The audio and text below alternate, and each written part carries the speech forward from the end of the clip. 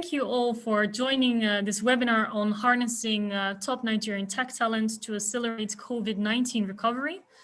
My name is Meert van der Gaast and I am a project coordinator at NABC and one of the project focal points for the Match project, and I will be the moderator of today's session. Let me tell you a little bit more about today's program. During this program, we will be discussing Nigerian's tech talent landscape, some of the significant changes and key actors involved. And I'm very pleased to inform you that we're joined today by the head of Techable Insights, Olanrewaju Odunowo, who has recently written a very excellent article on this topic.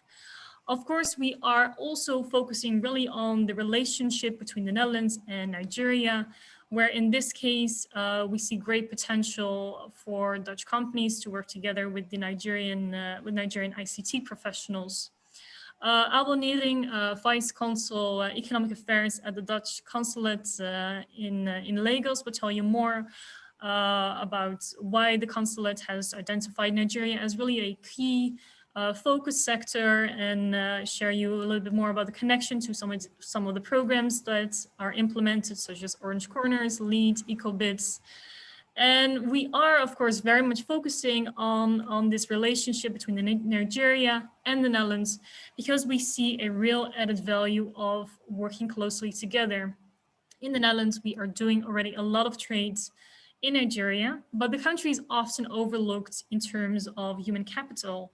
And with really a youth population of over 90 million young people, Nigeria's young technology experts are very ambitious and resourceful and really out to prove themselves.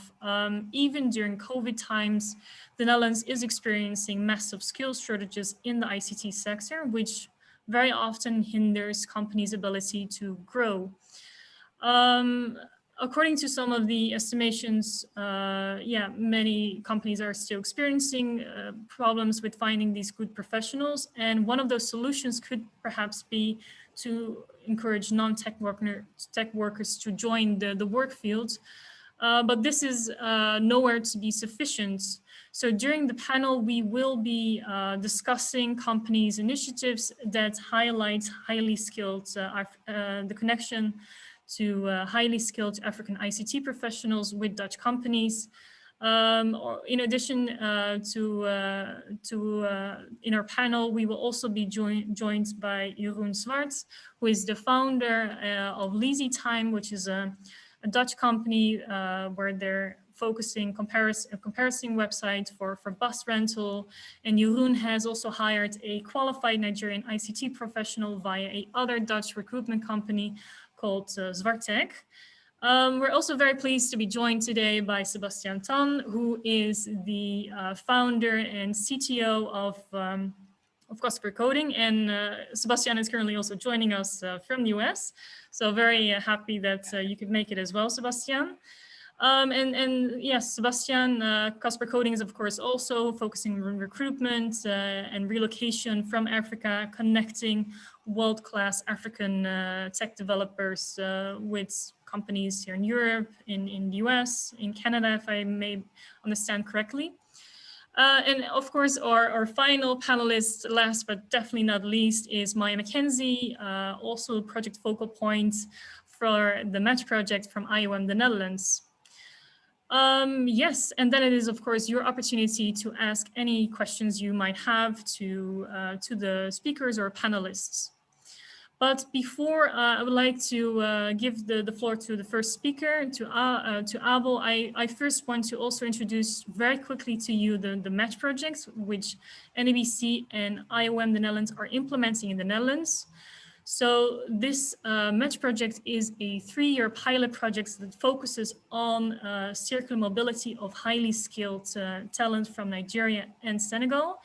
It is funded by the European Commission, and it is mainly focusing on filling labor shortages in the Netherlands, in Belgium, in Italy, and Luxembourg. And in today's webinar, we are in particularly focusing on the Netherlands. So the project, it is demand driven by employers who struggle to find, who are struggling to fill their vacancies on the Dutch and European labor pool. The project is open for employers from all kind of sectors, but within the program, we are really focusing a lot on the so-called bottleneck vacancies or hard to fill vacancies. And we see that these are very often vacancies in the ICT sector. And we believe that this is also where the match project can make a real difference. Through the match program, candidates from Nigeria and Senegal will come to the Netherlands for a time period of 6 to 24 months to gain skills, to have intercultural competencies. And upon completion of their work, they're expected to return to their home country with enhanced sets of skills and invest in their home country as well. The sourcing of the candidates will be done by an international recognized HR company called Aldelia. And as I mentioned, the project is coordinated by IOM and runs for 3 years. We launched, with the project being launched in 2020. So as you can imagine, when we launched the project in the beginning of 2020, we were in a very different reality. We did not expect COVID to hit us as the way it did. But COVID was indeed there. So that also forced us to look at how can we still make this program relevant for Dutch employers. And we did notice that in the beginning of the half of 2020, the Dutch labor market drastically changed, and demand for new talents, a lot of recruitment processes were on hold. But when we look at the ICT sector, we still see that due to digitalization, the massive shift to telework, the demand for ICT and ICT-related skills is still very hard. As I mentioned, in the Netherlands, we see that 1 in 4 Dutch tech companies are still struggling to find qualified ICT professionals. In the table, the figure in the presentations shown, you see the difference between finding vacancies for ICT professionals before December 2019 and then in May 2020, and you still see that there's a lot of shortages for ICT professionals.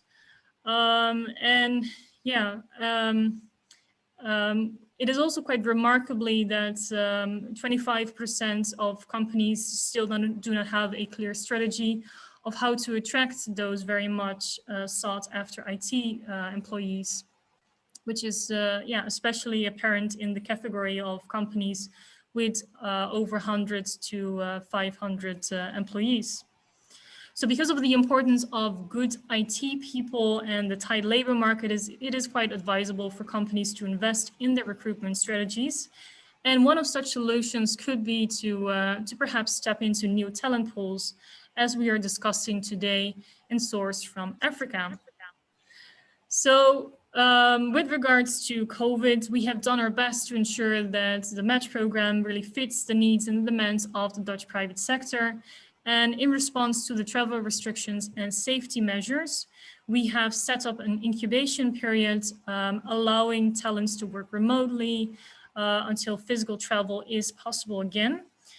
Similarly, it is also, the project is also to a limited extent now also able for Nigerian and Senegalese nationals that are already residing within the EU to participate in the project. And we're using this time very wisely to focus on providing upscaling, mentoring, and training for companies and talents in, to whatever extent they might need, and look for really new ways on how to connect Dutch companies that are interested to meet candidates via virtual job fairs, maybe hackathon or virtual trade missions. Although I expect that today we will focus a lot on the technical skills, there are of course many other benefits of working together with Nigerian talents, including adding diversity, but perhaps also an increasing company representation in Africa.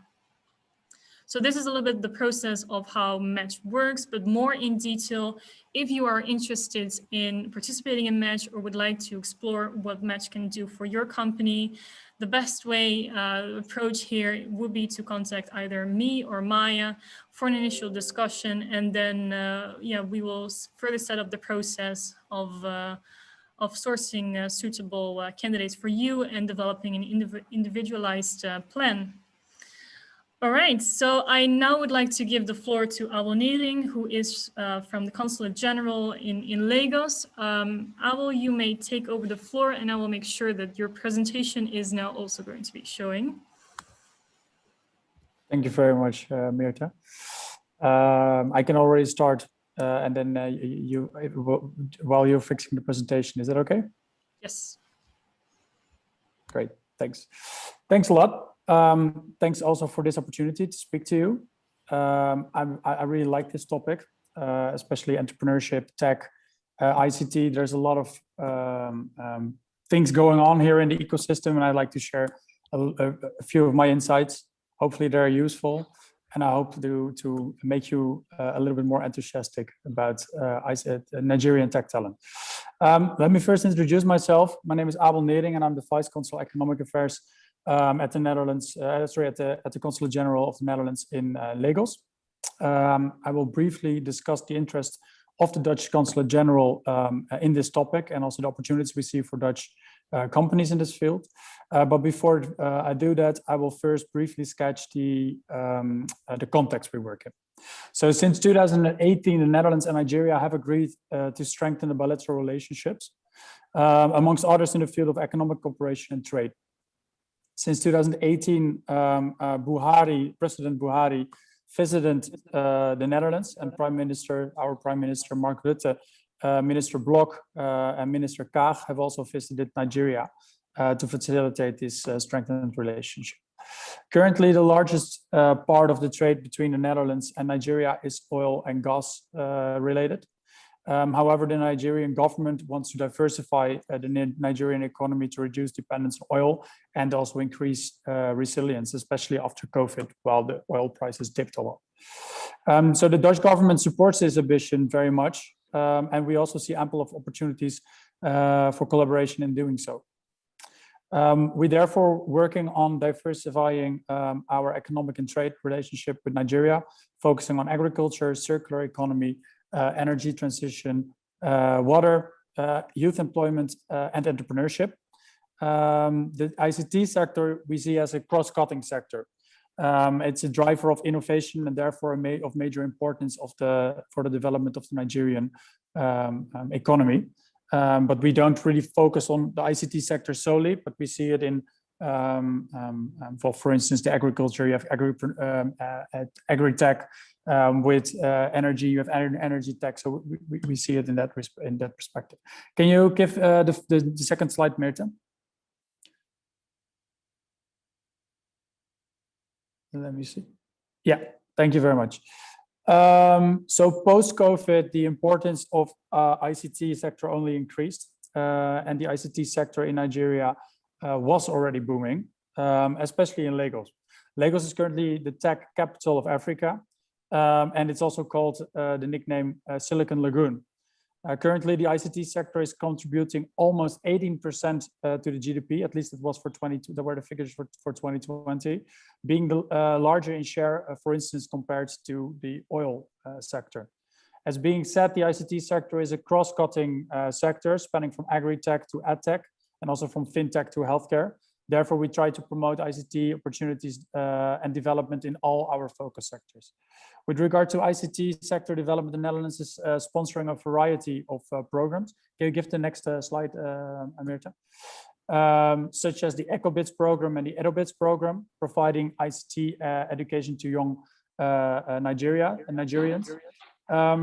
Nice to mention in the context of this webinar is the fact that Tunga, which is a Dutch African software developers outsourcing company, is powering this academy, the EcoBits Academy, and they are also sourcing software developers for their own business.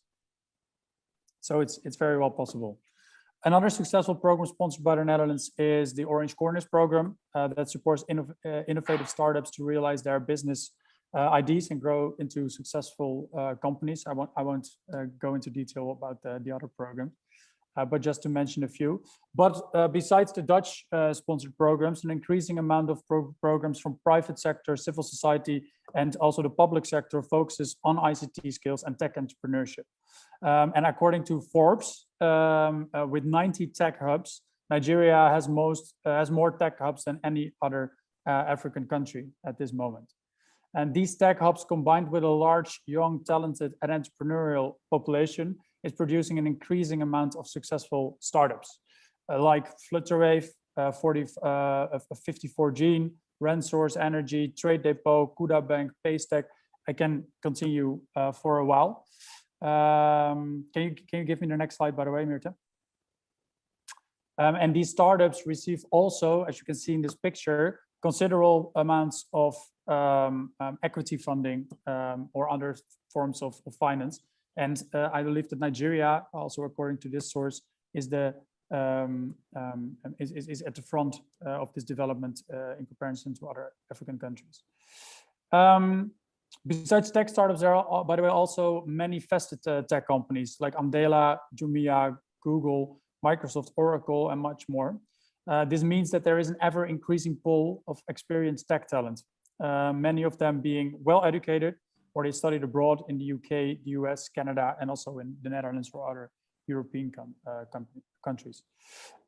We, the Dutch Consulate General, see this as a major opportunity for Dutch companies, considering the shortage of tech talent, as Mirta just discussed, in the Netherlands, but also because of the willingness of Nigerians to work in Europe and for European companies in Nigeria. It could create a win-win situation. Another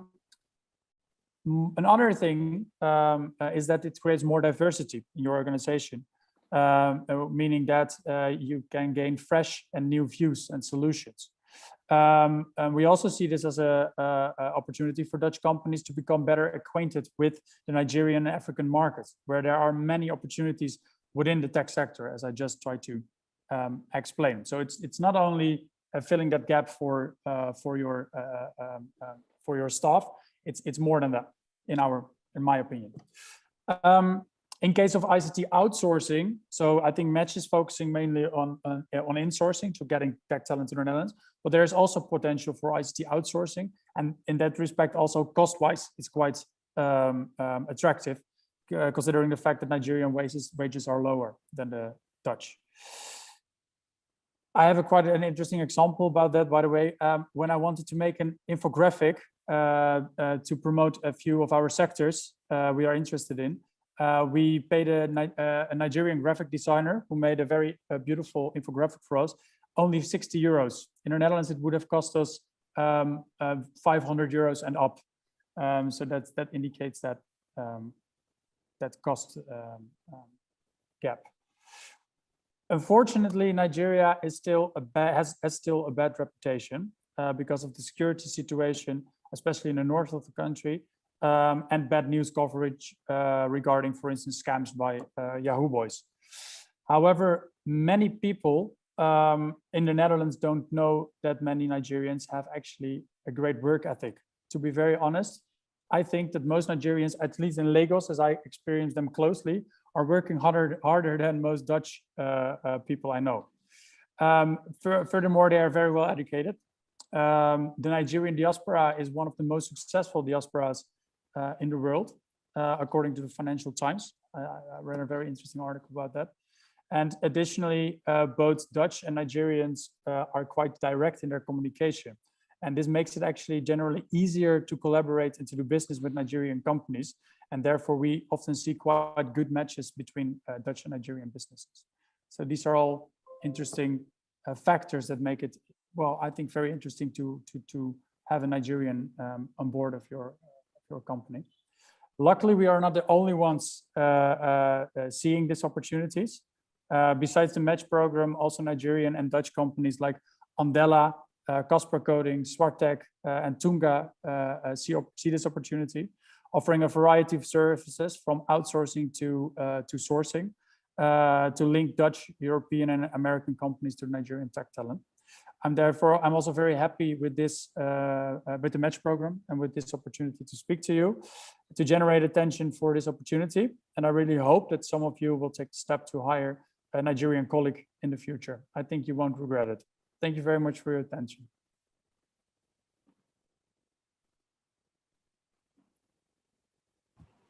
Thank you so much, Abel. So very insightful and always very good to hear all the programs that the Consulate General and the Embassy are running on this particular topic. And I think we will get even a better understanding of the transformation of Nigeria's tech talent landscape when we move to the presentation of Olan Ravaju, who will be presenting from Tech Cabal. And I don't think there's anyone else who will be more qualified to speak about this topic than you are.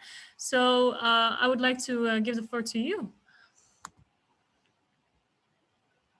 All righty. Thank you so much, everyone. Thank you, Miet.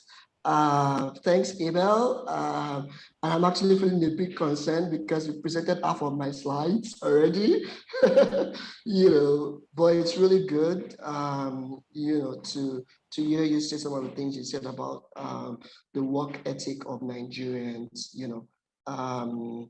yeah, so thank you so much, everyone. My name is Olarinwaju Ojunowo, and I lead Tech Cabal Insights, a research and consulting service that is affiliated with Tech Cabal. Tech Cabal is a leading tech and innovation publication in Africa.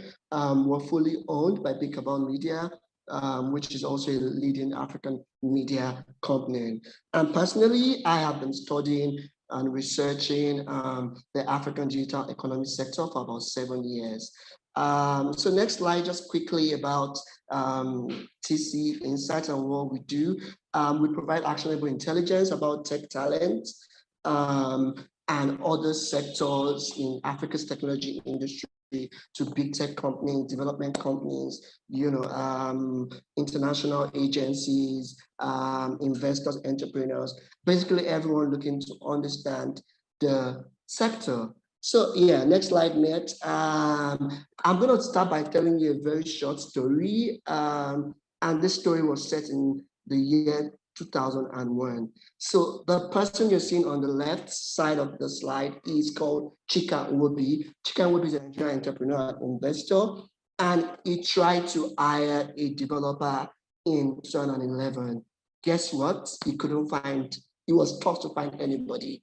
And after looking for a while, he ran into the person on the right, who is Oletu Godswill. Godswill was a fresh graduate who had never developed any commercial quality software. But Godswill, like many Nigerians, and Abel spoke to this, had a very strong work ethic and was willing to learn. And then he taught himself how to code. He had been teaching himself how to code at a local ISP. So back then we used to have this internet cafes. That's where many people used to go to access the internet. There were hardly broadband connections to homes like we have them today.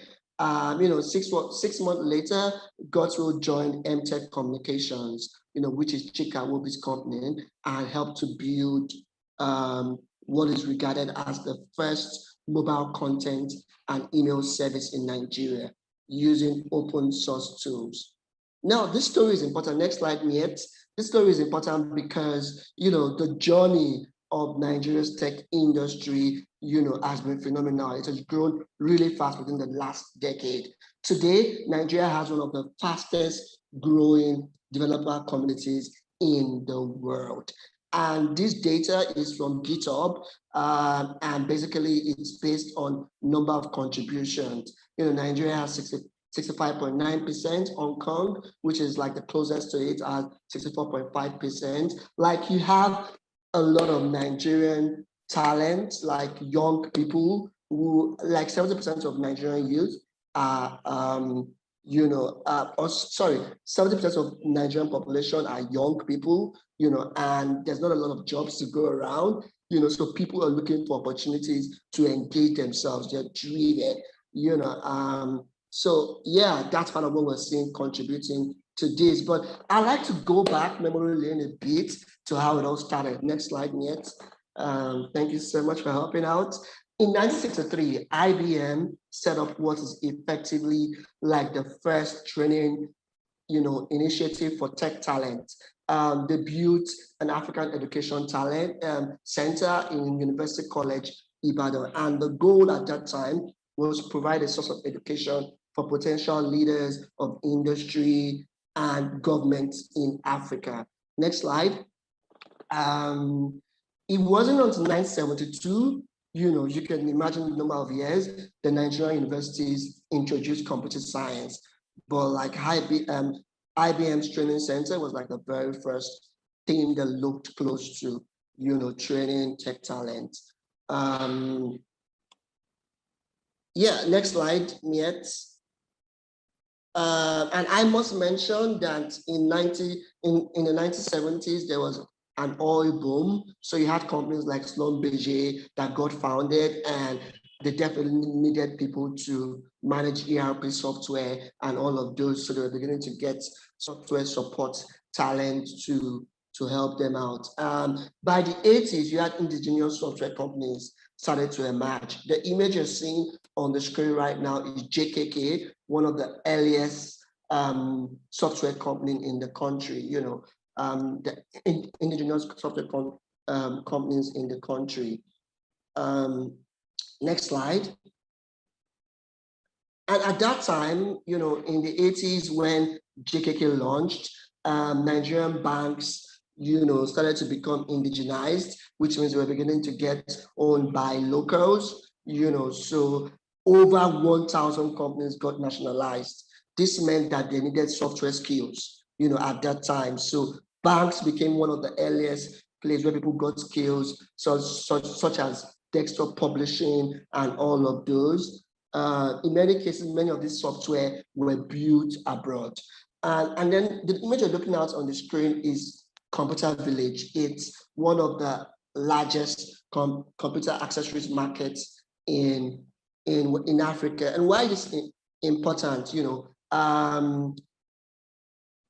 That single, that single market helped bridge a lot of people selling courses in CDs. So like back then, I bought a Java programming course on a CD. We didn't have them the way we have access online these days. So that market was important to helping people gain talent by accessing the necessary courses on CDs back then. Next slide. And then next slide, Niet. And then in 2011, Nigerian awarded its first set of telco licenses, ushering in the first wave of internet entrepreneurs. So you had the likes of Airtel, I don't think it was called Airtel back then, MTN, and all of those got their licenses, and then that sort of ushered in, a wave of internet entrepreneurs. The guys you're looking at on the screen are the founders of Jobberman, which is one of like the first job search portal in Nigeria, and like one of the earliest internet companies. Keep this history in mind because it just gives you, the journey of tech talent in Nigeria. Next slide. And then we started to have like serious training initiatives. One of the earliest developer communities was 4Loop. 4Loop was founded in 2015, and then the goal was to create a community of people that were able to exchange knowledge about programming and all of those. And around the 2000s, Google also launched it all, started its local operations in Nigeria, and then they started to have developer communities in universities. Next slide. 2014, and I think Abel sort of spoke to this, Andela launched, and it sort of revolutionized how tech talent got trained. It revolutionized how the global market saw tech talent, because Andela was matching Nigerian talent to US companies, Silicon Valley companies, and it sort of exposed, Nigeria talent it blew up Nigeria's tech talent community and began to the global community started to take us very seriously. Next slide. Today, there's several organizations that are trying to train world-class developers and tech talent. So why is this history important? Because you may just sit there and be wondering, oh, why is he sharing this with us? Because you should know that there's a lot of serious initiatives. The tech talent you're going to get from Nigeria are going to be like properly bred and not just people who just they just pick a few courses here and there and all of that. And if you look very carefully in the right places, you're going to see people who have had to sit through a lot of training, rigorous training for that matter. I mean, if you look at Andela, for example, the Andela acceptance rate was compared to Harvard, like it was 1%. So a lot of people will apply, but like very few would get in because the application process was rigorous. The training process was very rigorous as well. There are at least 25 key players in Nigeria's technical talent industry, from government players to tech communities to training initiatives.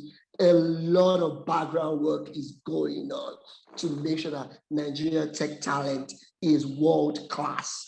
And it's important to keep that in mind. Next slide, please. Just look at the sheer impact of this training initiatives. I mean, if you look at HNG internship, they've trained about 7,000 participants have gone through the training. It's sort of what you call boiling the ocean.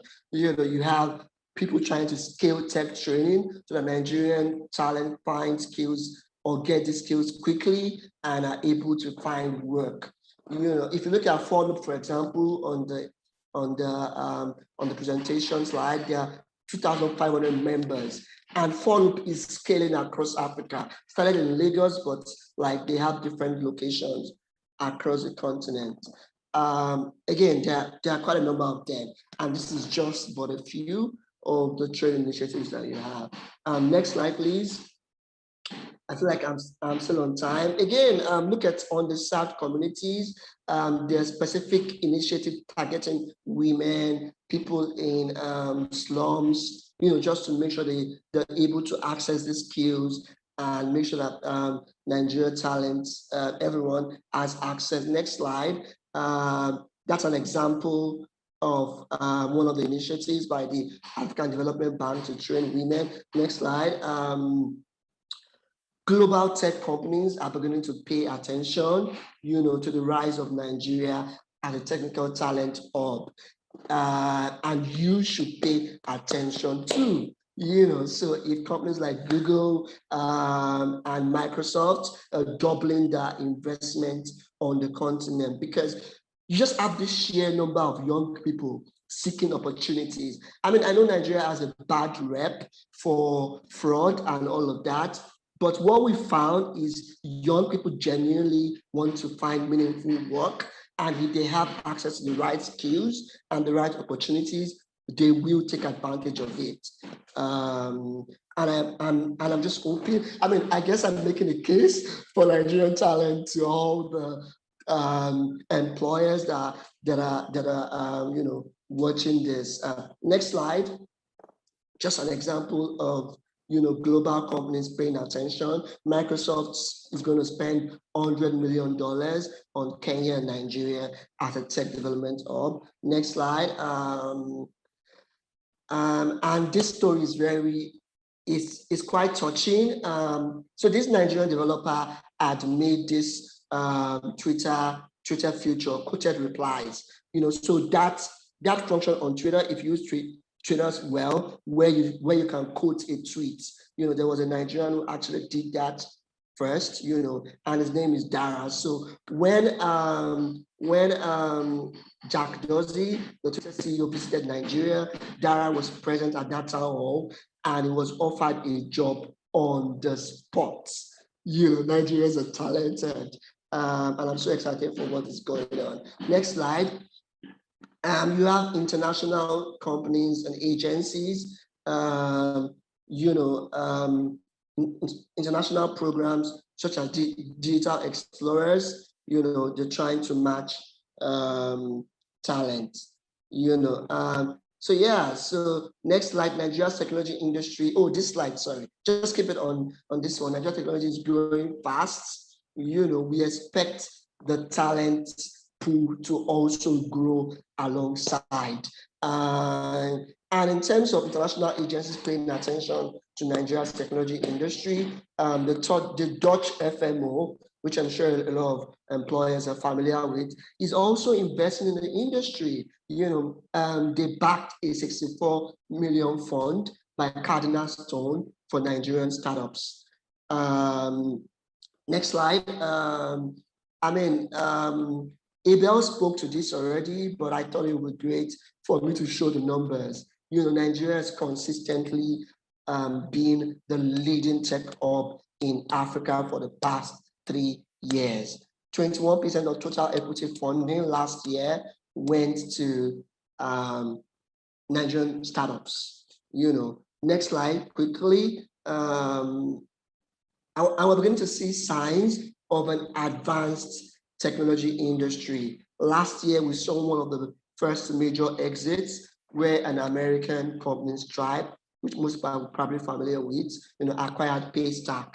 And imagine, the knowledge exchange that is going to happen between Stripe and Paystack, the kind of talent that are going to, come out of just that company, and then they will go on to found companies themselves. There's just going to be a ripple effect of talent brimming with excellence. Next slide.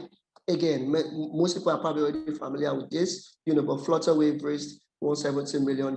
Another Nigerian company and startup started in Nigeria. It's like the second fintech unicorn that Nigeria has minted. Next slide. Yeah, so there are opportunities. No, sorry, this is the previous slide, the next 2 slides. The one the one before this, exactly. We'll look at, no, not this one. The one about challenges, yes. What about challenges? No. Yes, this. Thank you.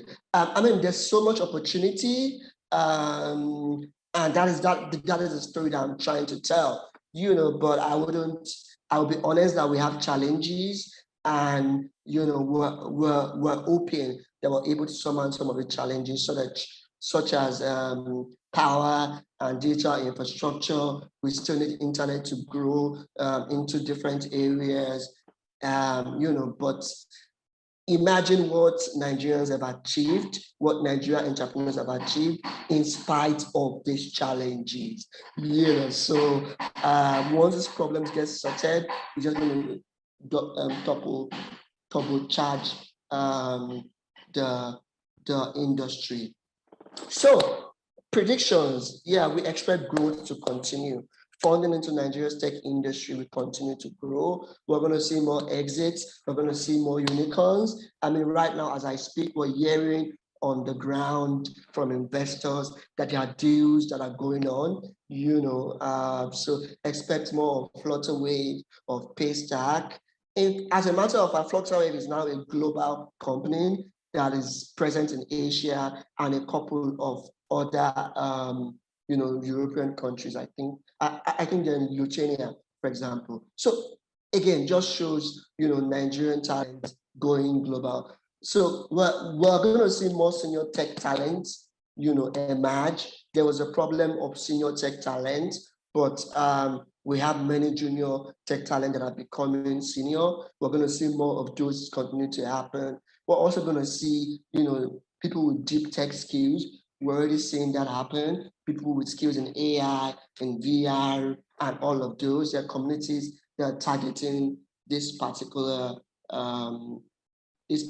space. Competition, that's important for Nigerian talent, is stiff, and it's going to grow, stiffer. So you have local companies competing for them. You also have international companies competing for them. So keep that in mind. Yeah. Final slide. Yeah. So remember Oletu Godswill from my very first story, who was a fresh graduate that taught herself how to code. Oletu is now a senior tech talent at AT&T Labs in the United States. This is the brilliance, people, of Nigerian, excellence, Nigerian tech talent. Thank you so much for listening. And final slide, thank you. You can reach me at olarinwaju@peakabout.com. I hope this was worth your time. I'm happy to connect with you. Miet, how did I do with time? Yes. Thank you so much for your insights and for your enthusiasm. It was very impressive to hear how much change has taken place in such a short amount of time, and also how the sector continues to grow and attract more funding as well, and that we see, hopefully we are going to see more unicorns as the ones that you have explained in your presentation. So it is now for time for us to move to our panel, and I would like to ask some questions to the panelists, and my first question is actually to Jeroen. So Jeroen, my question is, as I explained in the introduction, you have actually hired a Nigerian ICT professional yourself via Zwartek. Could you outline some of the work that Lazy Time does, and some of the technical skills that are required to support your activities? Yeah, definitely, and thanks for the speakers. It was very interesting and a lot of enthusiasm. So good job. About what we do. Well, so Lazy Time is a Dutch company, and we started off as a comparison platform for moving fans. We slowly developed into a comparison platform for all kind of moving materials, such as also for personal vans, but also for cars, which we are now implementing. But actually, that's where we hired our first Nigerian talent, and we did this via Zwartek. And for the ones who doesn't know Zwartek is a let's call it a recruitment company which outsources the Nigerian guys to the Nigerian talents to the Netherlands, for example. And yeah, that was basically really, it was something new for us as we started. First we did it, we hired Dutch guys, then we outsourced some to India, and now we ended up with Nigeria. But it's actually really interesting to see, and we are still stuck in the good sense of the word with the Nigerian guys, as they tend to deliver highly quality work, and also are, which I think is the most important, they are really thinking along with what is needed for the business. So I think a good job on that one. And I'm not sure whether I really answered your question or just went all the way, but no, the question was indeed also what attracted you to hire Nigerian talent, and whether you had an experience before, have been in contact before with Nigerian ICT professionals. Yeah. So to keep it brief, no, before this we weren't in contact with Nigeria actually, or Africa as a whole. So we worked with India and first the Netherlands. For the Netherlands, it was just basically too expensive. India was, well, the problem there, or at least with the guys who worked, was that it looked like they understood what you were trying to say, but in the end, you ended up with different product than explained. And so far with Nigeria, in this case, Oseme, the guy who we worked with, was just going into the problem deeper and then finding out, okay, what do you really need? Understand the problem and then give a good solution back. So I think great job on that one, and it also adheres to the story of the guys before me. So all right, so thanks so much for sharing that. Maybe if I go to Sebastian, you maybe could you tell us a little bit more, what are some of the biggest misconceptions when it comes to hiring African ICT professionals? Is it, how do you convince your clients of added value, or do you think like it is really as simple as that, as showcasing this is the technical skills. Could you tell us a little about how that process works? I think an important misconception for a company could be that they have to hire from Africa because it's a diversity and inclusion move, or it's a social thing you have to include in your company, and that automatically gives the feeling that you have to compromise on talent. So that's a narrative I'm always try to avoid. What we try to do here, what we as a company, Casper Coding, and I think everyone in this meeting try to achieve, is to have a natural match between young, ambitious people from the continent which has the most young, ambitious people, being Africa and Nigeria in specific.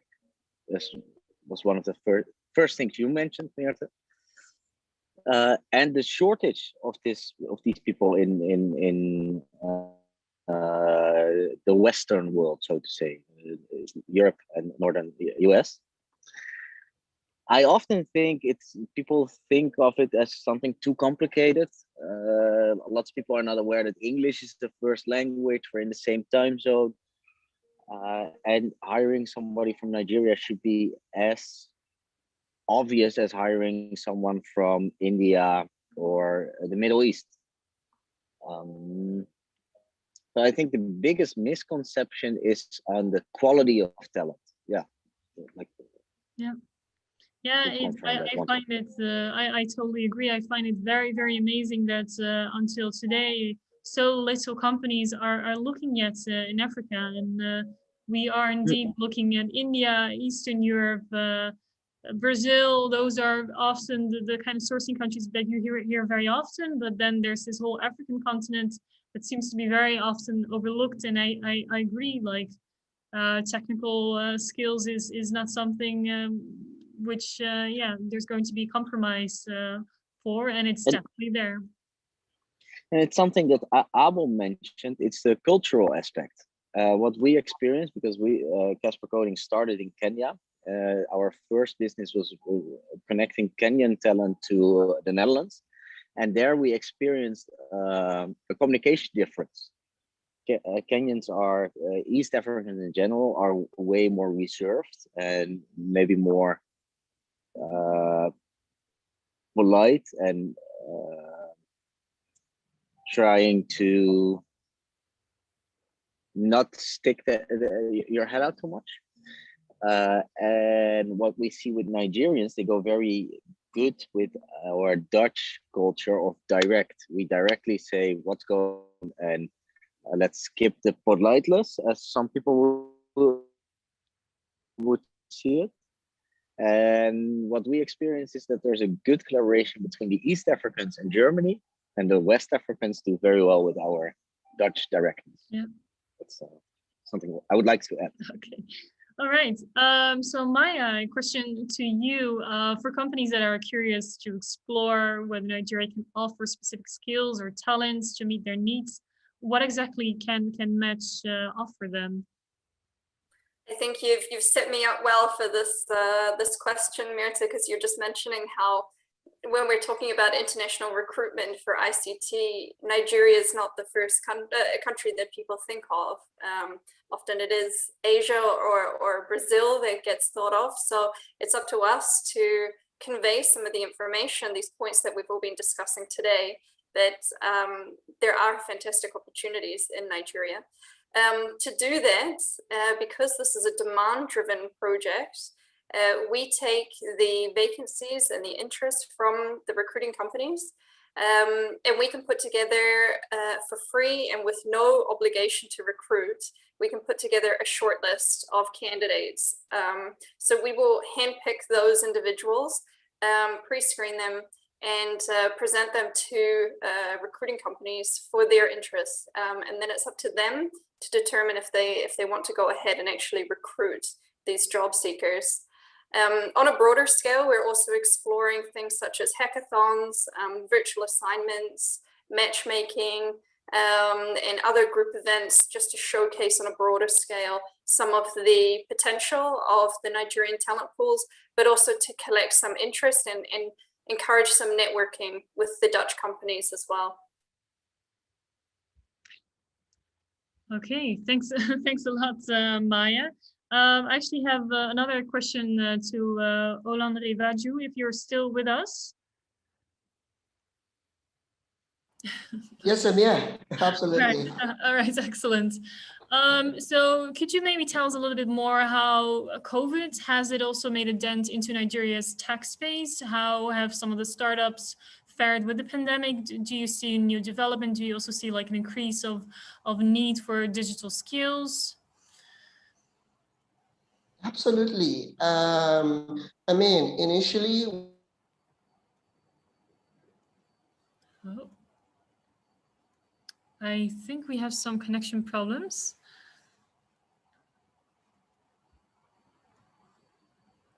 Okay, I think while we are waiting for Olan Revaju to join us again, I think I would like to address another question to Jeroen.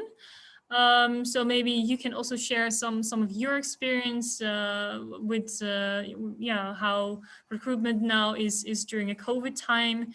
Many companies have frozen their recruitment process during the pandemic. How has COVID affected yeah, your company and also your recruitment needs? Yeah, yeah, it's a difficult one, right? I mean, I think you're either hit by COVID as a company, or you can thrive on COVID as a company. But for us in the car rental business, it's a huge hit, and well, then basically you have the opportunity to cut all your costs and stop developing, or just go along and try to do your best. And yeah, we've chosen actually to move on and think ahead and just try to get the development already ahead in time, and invest in this so we can, when COVID starts, yeah, when things start to get better, that we have the edge and we can move quicker. But yeah, you need to fund for it, and yeah, I think it's a good idea for everyone to keep on going, and if you have the funds, invest in it and don't wait for things to get better. But yeah, it's a difficult one, I must say. Yeah.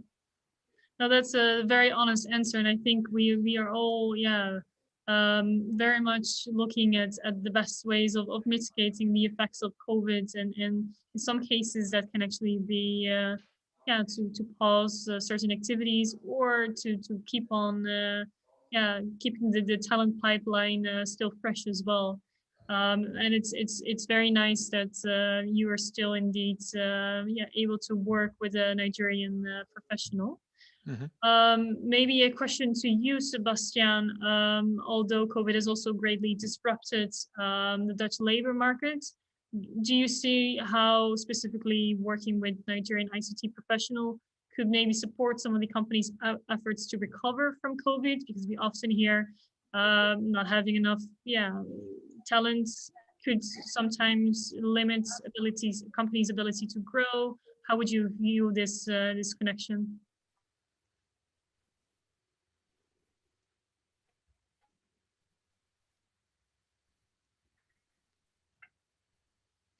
Here we also have some connection problems with Sebastian as well. The slide. Can you hear me? Yes, we can hear you. Merton, hi. I heard your question, but All right. we had a connection. You may take the floor. No, I think that I don't see it as a recovery from COVID. I think COVID pushed us forward 10 years into the future. Changes that were coming inevitably just came suddenly. The world is moving here. The fact that we're doing this online versus in some kind of specific place is something that is not going backwards. I think this is going to stay. And we obviously need way more young, talented people who want to manifest or contribute to this changing world. And we can go back to the demographics. these young people are in overlooked places in the world. So yes, because of COVID, there's a way higher demand for technical advanced people. I think that's the answer that comes to mind. Yeah, no, indeed, I agree. I think it's very interesting how before, yeah, just working from home was very often quite limited, even here in the Netherlands, and now you see how it is made it possible for us to be connected to someone, yeah, with two speakers today joining from Nigeria, the US, as well as the Netherlands, which is very nice that we're able to host sessions like this. So indeed, let's hope that this COVID pandemic can be seen as a window of opportunity, as like a moment, a crisis event, which also leads to particular policy change as well, and new ideas of tapping into other talent pools as well, because of the fact that many talent is becoming more borderless. I see that we're very Olandre Baju, you are luckily able to join us once again. Maybe you can give one very quick answer on how significant, for example, the role is. Very shortly, you address this in your presentation as well, but the role of females in the Nigerian tech space. To what capacity do you see women participating?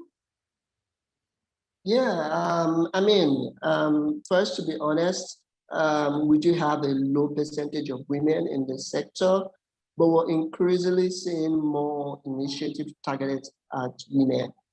People are being deliberate to say, you know, we can't leave women, you know, out of, you know, the industry. We need more women to participate. I mean, Tech Cabal, for example, we're a media company, and we're also, you know, we also have a research service. We did a quick program, media program, that you celebrated the 50 women in the sector. You know, people ask, where are the women? You know, we've noticed that when you celebrate women in the sector, it encourages more women to be inspired to join the sector, to say, if person A can do it, then I can also do it and join the sector. So we do have a low percentage of women, but we're seeing more initiatives that are targeted at getting more women at the table. I think a lot of those initiatives are going to begin to pay off over the next 5 years, over the next, I mean, some of them are already paying off because we're seeing more women founders. Recently this year, I think it was last month, there was a VC, a local VC launched to fund, you know, women tech entrepreneurs. We're going to see more of those, and we're going to see more women participate. But a lot of the work is cultural, you know, because there's a long-standing cultural belief, you know, that this industry is mainly for men, you know, and we're beginning to break down those beliefs and barriers. Yeah. Okay, we are almost at the end of this session, and I see we have 2 questions in the Q&A. So we have a question about a Nigerian lady who has a master from the University of Utrecht and who's living in the Netherlands. And she further wants to develop their technical skills as well, but finding some challenges of breaking into the Dutch system a lot with regards to language, English training. So a question to you, Maya, is yeah, are there possibilities for Match to support someone with this background as well? It's a good question, and through our discussions, Mirta, you'll probably agree with me that Dutch employers are moving away from this requirement of speaking Dutch, especially in the ICT environment. Speaking fluent English is often more than enough if you can showcase your skills, so that's encouraging. Because Match is demand driven, we support the employers, so there are talents in our talent pool. They can upload their profile into the Ariba Jobs platform, and I'll type that into the chat soon. But it's really up to the recruiting companies to be looking for those skills. So it's more passive from the job seeker side. It's very active from the company's side. But to answer your question, I'll put the link to Ariba Jobs in the chat, and any job seekers amongst us can upload their profile there. Yeah. Okay, thank you a lot. So I think the final question, I think perhaps I also would like to ask this question to you, Olon Rivaju. So the question is, will Nigeria at this time of economic challenge Nigerians find it easy to improve their technical skills considering financial constraints caused by COVID-19 and the security challenges? What do you see? Do you find it easy for them to improve their technical skills, or is it actually quite a little bit of a more challenging time? It is a very good question. I mean, Nigeria is actually going through some economic challenges. But I think at the moment there are specific initiatives targeted at, I mean, there are already free training courses, online. I know a couple of those, so this person can email me and I can send a couple of them to the person. But I think the only challenge the person might have is data cost, because of course you need data to access this. I do know that there are some initiatives also. I mean, there was a startup that launched recently. It's called the startup is called Scholar X, but the program they launched is different. And basically, what they enable people do is access digital skills training on their basic phones. So they actually don't need smartphones. They don't need data to access those training. On if they do, it's quite limited. They have a telco supporting them and helping them to reduce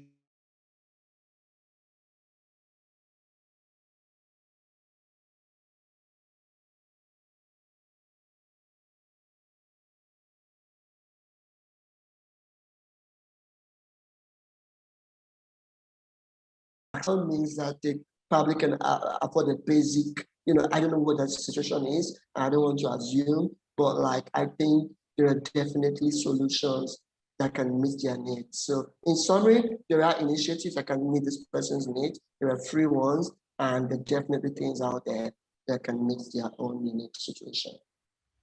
Okay, thank you so much for answering that question.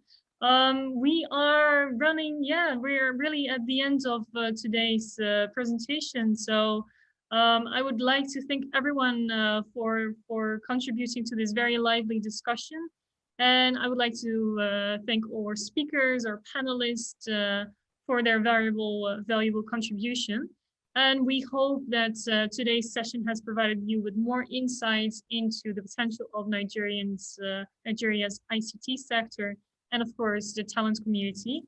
Although sourcing from Africa is still unknown territory, we feel very encouraged by all the ongoing work and initiatives that are promoting African tech talent, and very welcome that you are joining us today to hear more about this.